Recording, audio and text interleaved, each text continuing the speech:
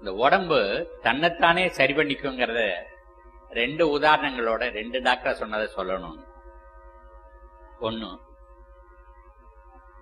என்னுடைய தாயோடைய வயிற்றுல நான் கருவா இருந்தபோது ஒரு நீர்த்துளி அளவு இருந்தேன்.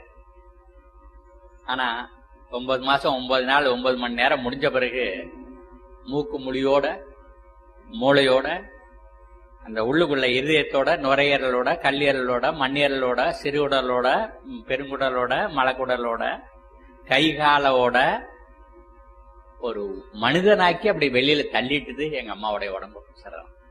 இதுக்கு பிறகு இது உள்ள இருக்கக்கூடாதுன்னு சொல்லி வெளியில தள்ளிட்டு இந்த உடலுக்கு அவ்வளவு தெரியுது.